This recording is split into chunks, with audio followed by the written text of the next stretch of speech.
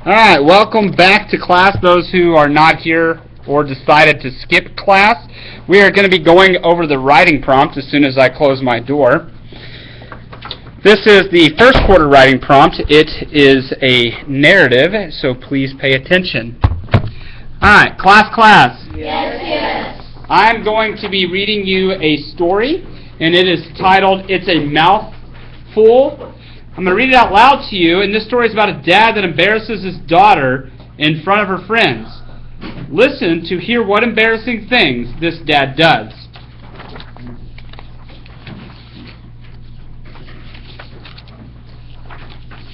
A Mouthful by Paul Jennings.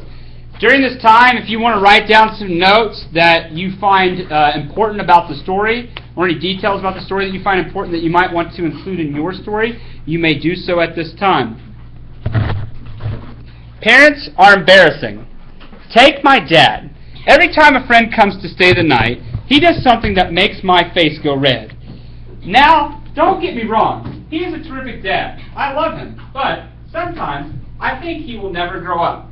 He loves playing practical jokes. This behavior first started the night Anna came to sleep over.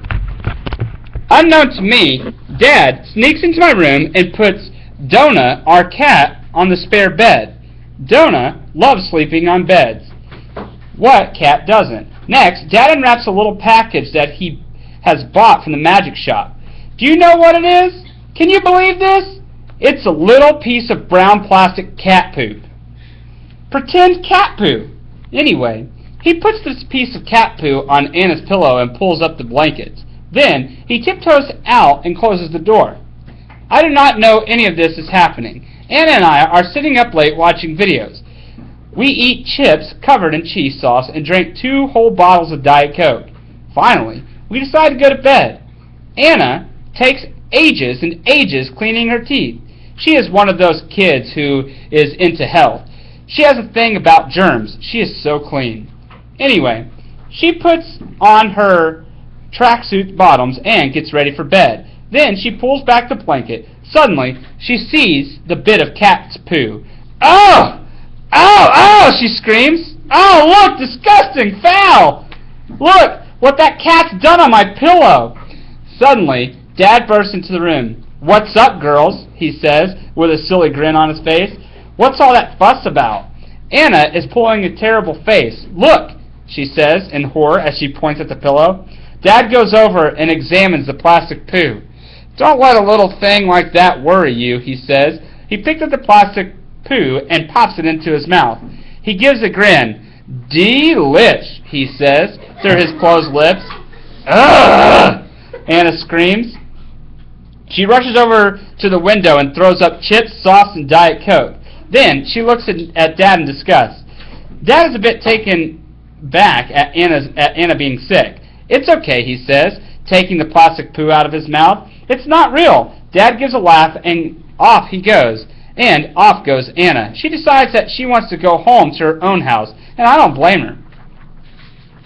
Dad, I yell after Anna's gone. I am never speaking to you again. Don't be such a baby, he says. It's only a little joke. It's always the same. Whenever a friend comes over to stay, Dad plays practical jokes. We have fake hands in the trash, exploding drinks, pepper in the food, short-sheeted beds, and Dracula's blood seeping out of Dad's mouth. Some of the kids think it's great.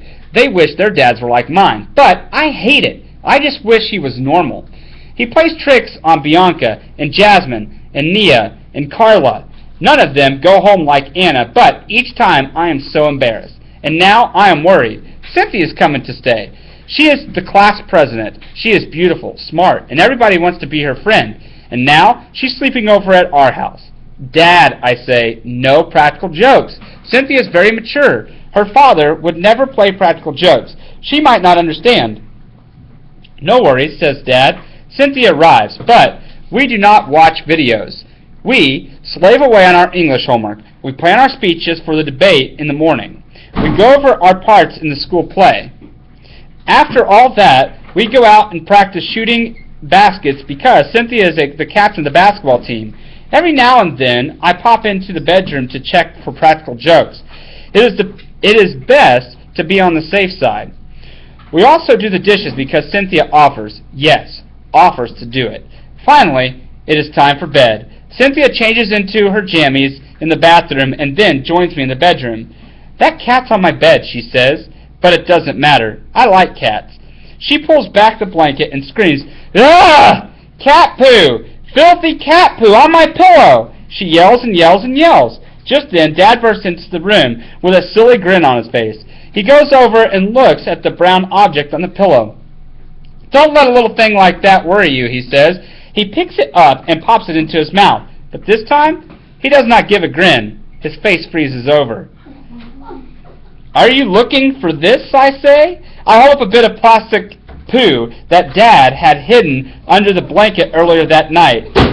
Dad looks at the cat. Then he rushes over to the window and is sick. Cynthia and I laugh like mad. We do love a good joke. Clap, clap. Hands and eyes. Okay, I just read you the story. It's a mouthful. Okay? So here in a minute, you're going to write a real or imagined story about a time, sorry, my mouse is on there, about a time when someone embarrassed you. Before you do so, I want you to share your ideas with a partner. Here's what you're going to discuss with your partner. What happened? Who was involved? What was the progression of events? Did you get even? If so, how did you get even? How can you describe events in a story format? What tense will you use? Past or present? Okay? Past or present tense. It happened or it is currently happening. So here's what I want you to do. Go ahead and turn to someone at your table. I don't care who you talk to, but someone at your table. And I want you to share this list of items. Go ahead.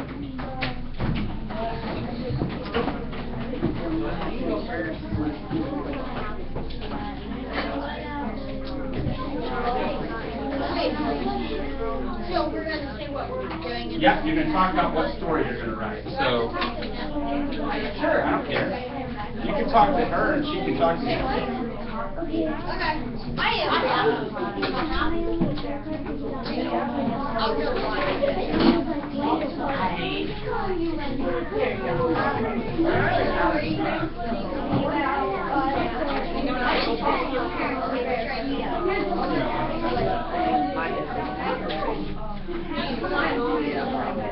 Okay. You make one up, make it real or imagine.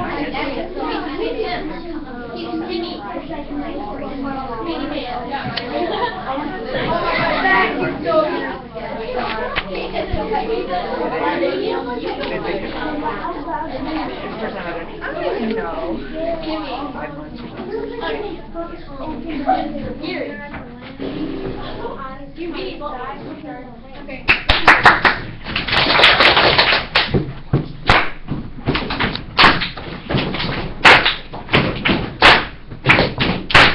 Class. Hands and eyes. We got to move on. We're about out of time. All right. You have 2 sessions to write your rough draft, revise, edit, and write your final copy of your story. Without further ado, you may begin. Work on your story.